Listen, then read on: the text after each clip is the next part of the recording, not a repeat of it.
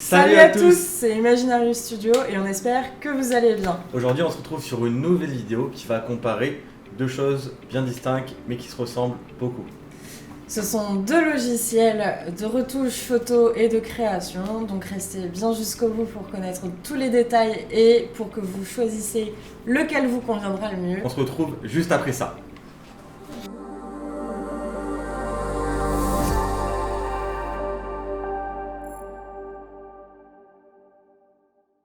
Alors c'est vrai que ces derniers temps j'entends beaucoup parler de Canva.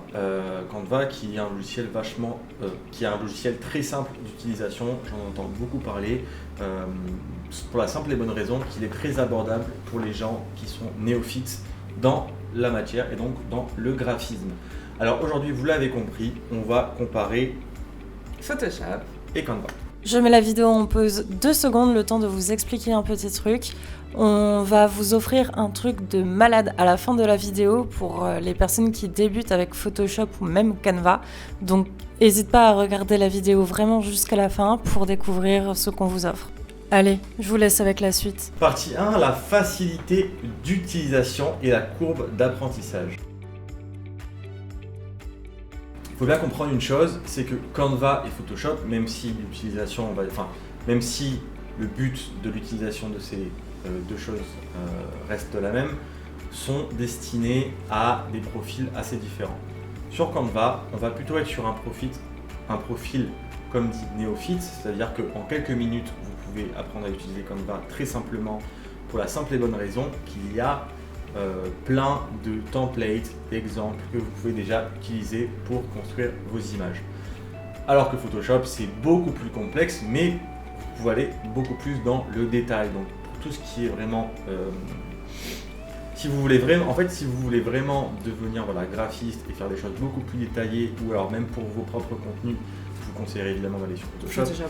Mais Canva, si vous avez besoin aujourd'hui de publier du contenu sur vos réseaux régulièrement, que vous n'avez pas le temps de vous former à Photoshop, Canva est un bon moyen. Évidemment, l'interface de Photoshop est beaucoup plus complexe parce qu'il y a un nombre d'outils incalculable, même illimité, alors que Canva, ça reste que si vous voulez un espèce de puzzle géant de création de contenu en fait. Partie 2, plateforme, donc en ligne ou sur ordinateur.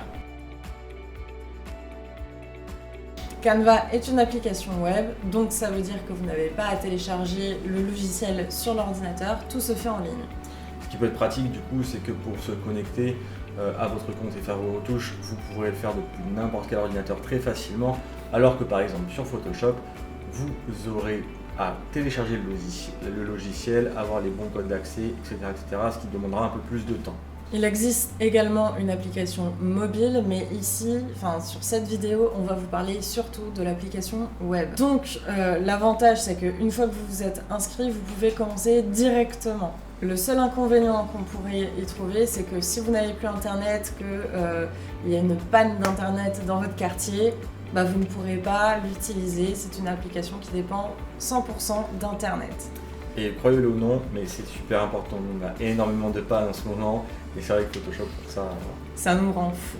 Et Photoshop, heureusement, est là pour nous sauver. Alors, même si vous n'avez pas Internet, etc., vous avez quand même pu, avant, enregistrer vos créations sur votre ordinateur, et ça, c'est le truc le plus important. À partir du moment où vous pouvez enregistrer vos créations sur votre ordinateur, c'est bon. Photoshop, lui, on peut travailler en local, c'est-à-dire sur votre ordinateur, parce que ce sont des fichiers PSD. Ce n'est pas quelque chose que vous allez enregistrer en ligne ou quoi, ça sera dans tous les cas sur votre ordinateur. Donc, par exemple, si vous êtes quelqu'un qui voyage beaucoup, qui est un entrepreneur qui voyage, ou alors si vous avez un blog, par exemple, ou un vlog de voyage, ou une chaîne YouTube de voyage, par exemple, c'est vrai que ça sera beaucoup plus simple d'avoir Photoshop pour la simple et bonne raison que vous n'aurez jamais à vous connecter en ligne. Vous pourrez retoucher directement vos images depuis votre ordinateur, les enregistrer et les partager simplement. Partie 3, la performance.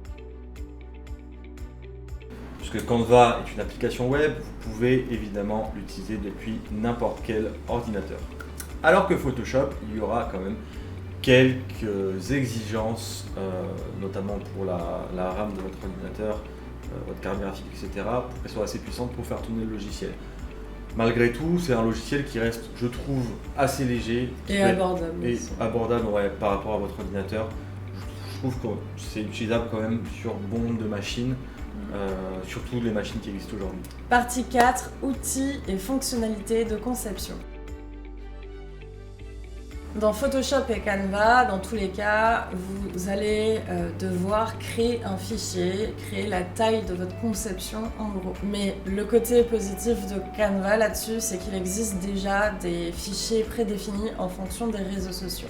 Donc c'est-à-dire que si jamais vous voulez publier sur Instagram, il y aura déjà quelque chose de prévu à Instagram, sur Facebook, etc. Ce sera la même chose. Vous pouvez également, ce serait bien, si vous avez envie d'avoir la performance et la qualité de Photoshop avec les templates de Canva, par exemple pour vos réseaux sociaux, ça peut être compliqué de trouver les bons formats, etc. sur Photoshop, alors que vous pouvez très bien, du coup, créer une image sur Photoshop et l'intégrer après à Canva. Bien sûr, les deux sont possibles.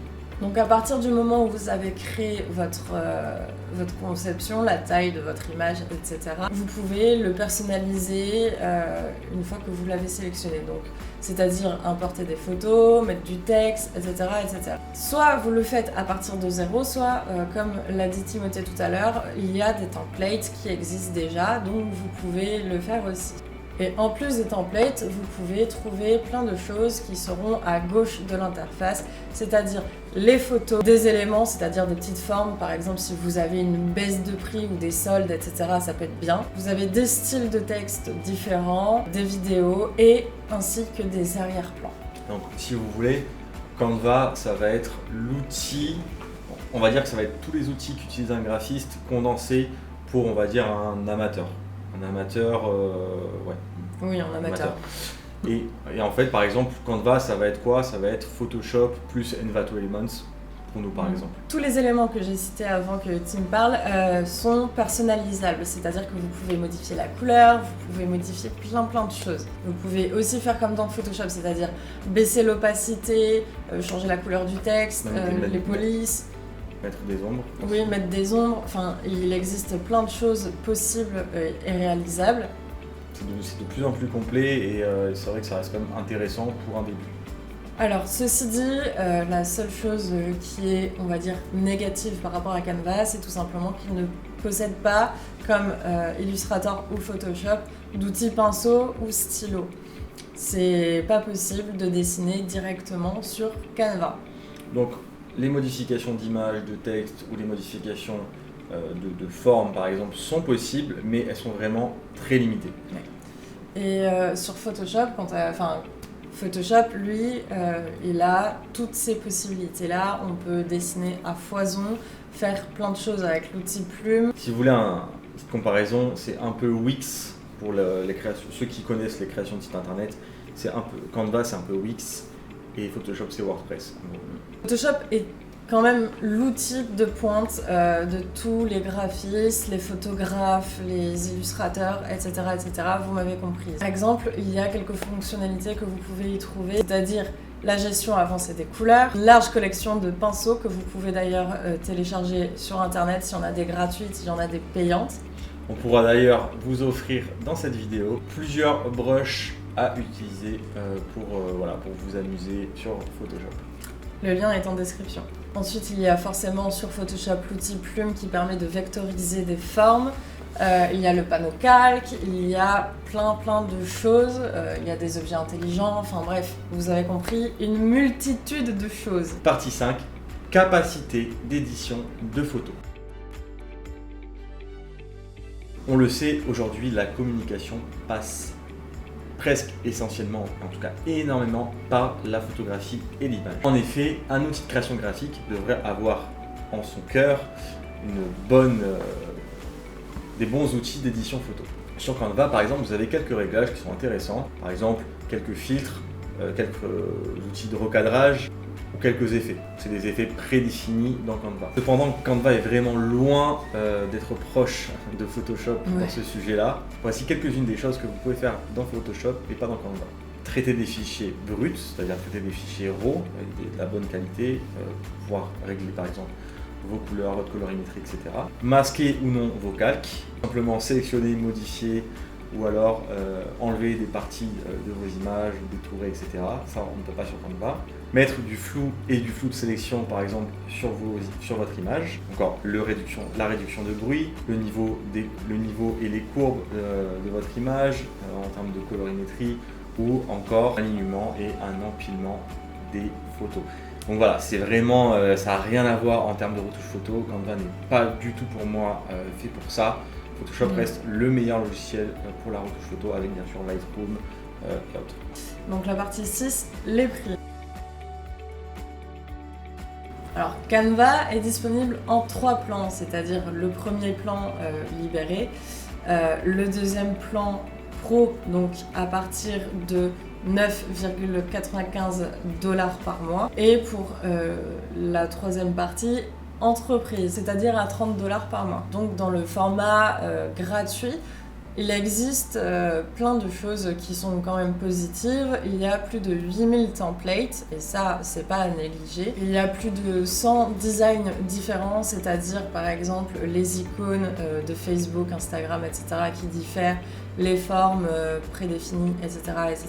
Il y a plein de photos gratuites, libres de droit. Et en plus de ça, vous avez l'application donc sur téléphone. Ensuite, pour le pro, c'est sensiblement la même base que la partie gratuite, sauf qu'il y a quand même plein de choses en plus. Il y a des logos, de la couleur, des polices en plus, bien évidemment. Vous pouvez scaler votre logo, etc. comme vous le voulez. Il y a plus de 420 000 templates, donc oui, un bon level up. C'est clair, pour 10 € par mois, en vrai, c'est pas négligeable. Ouais. C'est pas négligeable. Non. En plus, vous pouvez importer vous-même vos propres polices, vos propres logos, etc. Et en plus, vous pouvez customiser les templates. Donc oui. Ouais, vous aurez quasiment accès à toutes les fonctionnalités de Canva avec ces 10 € par mois. Et l'entreprise, forcément, ça level up encore plus, mais franchement, le niveau pro est largement suffisant. Oui, c'est sûr. Pour Photoshop, si vous êtes étudiant, certaines écoles payent la licence à ces étudiants, donc renseignez-vous. Pour les autres, il y a plusieurs formules très intéressantes. Déjà, faites attention, vous verrez que vous avez un essai gratuit d'une 30aine de jours. C'est super bien pour s'y mettre, pour se former tout simplement, pour voir si ça vous plaît ou non.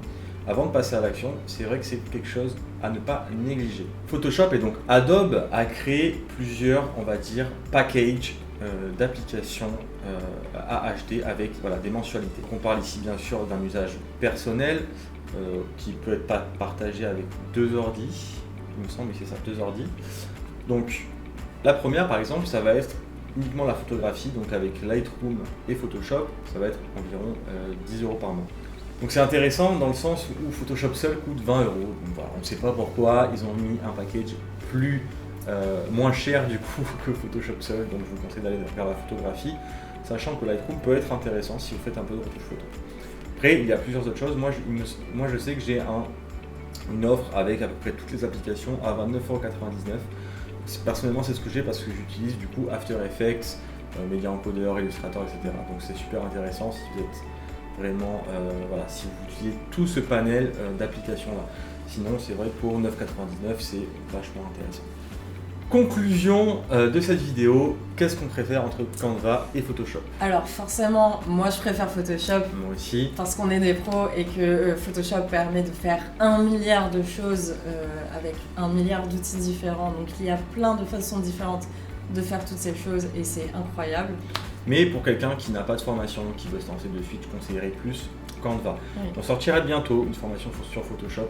Je vous conseille de la prendre, elle sera entièrement gratuite. Ça vous aidera à vous lancer. En plus, avec le logiciel gratuit pendant quelques jours, ça peut être super intéressant pour vous. Mais sinon, c'est vrai que Canva a ses avantages. Pour un débutant, ça a ses avantages, c'est évident. C'est beaucoup plus simple d'utilisation.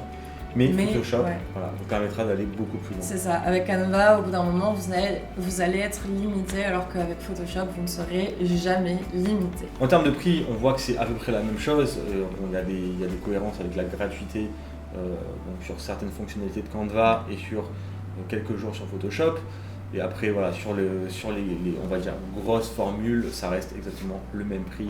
Donc personnellement, si vous voulez des rendus professionnels, il n'y a pas photo, ça sera Photoshop. En tout cas, on espère que vous avez apprécié cette vidéo. N'oubliez pas de vous abonner et de récupérer en description les brushes qu'on vous a mis. On se retrouve très vite dans quelques jours pour une prochaine vidéo. C'était Imaginarium Studio. Ciao, ciao.